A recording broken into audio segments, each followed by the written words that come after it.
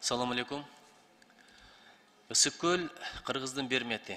Туристтерди тартып турган бир керемет жайыбыз. Ошон үчүн балыкчы Барскон жолун сапаттуу, мыкты бүтүрүш бул өтө принципиалдуу маселе. Ата мекендик эки компанияга берипсиздер. Бул жакшы. Мен мурда эле айтканмын. Акча Кыргызстанда калат, ата мекендик компаниялар жалдагыла деп. Бирок бир адилетсиздикти байкадым да. Ошо жерде ата мекендик эки компания иштеп атат.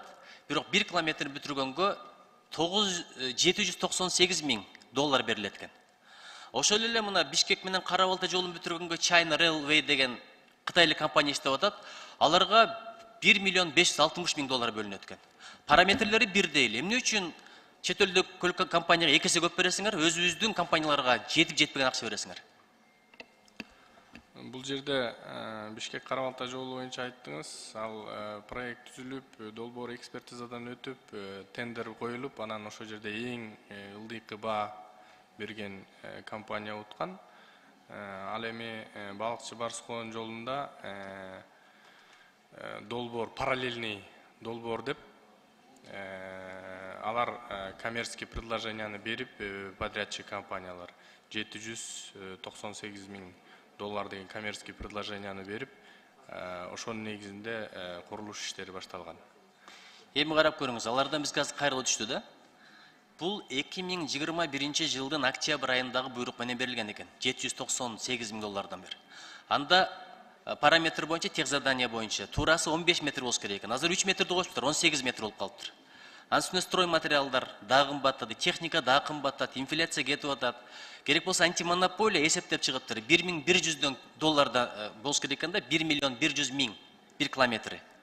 А булар болсо дагы деле 798 000 калып кеттир. Эмне банкрот болуп өздөрүнүн кийимдерин сатып бүтүрөбү эмне кылат? Бизге подрядчик компаниялар өздөрүнүн сунуштарын, жүйөлөрүн берди ушул маселе боюнча. Азыр комиссия иштеп жатат. Комиссия жыйынтыгын чыгарып, анан министрлер кабинетине сунушубузду беребиз. Анан өзүбүздүкү баары бир кылат деп эле тебелей бербей, өзүбүздүн компанияларды көтөрөлү.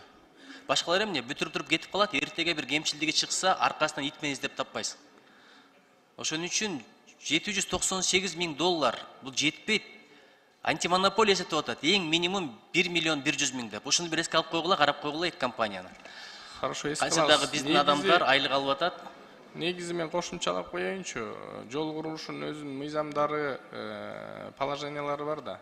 Ал жерде долбоор жазалып, проект түзүлүп, смета түзүлүп, анан кеткен бул эң туура жолу болчу да. Бул жерде параллелдүү проектирование болгон үчүн ушундай азыркы учурда кичине ортодо немелер бар да.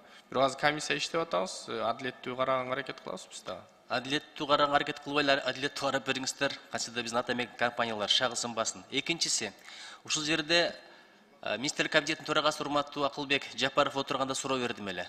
Тупиктерден райондорду чыгарсаңыздар, экономика өзүнөн өзөнүгөт деп. Мисалы, баягы Каракулжа аркылуу Кытайга жол ачыш маселесин айттым эле. Ошондо айткан, барып көрүп келели, туура ой, колдойм, Кытай биздин экономикалык партнерубуз деп. Ушул боюнча сиздерге поручение түштүбү? Тапшырма түштүбү? Алайкуу аркылуу Кытайга жол ачса, Фергана өрөөнүнө эң жакын автожол ошол болот. Болгону 150 километр Өзбекстанга өтүп кетет, бери карап келсе Тажикстанга өтүп кетет. Абдан сонун болмокто логистика үчүн. Менде толук маалымат жок, тактап тургандан жооп берели. Тактап туруп сүйлөшсөңүздөр, биздин кабинеттин төрагасы жөн айтпасы керек, ал дагы экономиканы ойлогон киши. Болгону мен силерге айтып коеюн, Гогард акыркы айылы Алайкунун 25 километрден кийин жолду эле оңдоп койсоңуздар, Кытай менен байланыш пайда болот. Анан жеке менчик жолдорду курдурабыз деп атасыздар. Өткөндө президент дагы сөз берип койду, курултайдачы, бул жолду курабыз деп.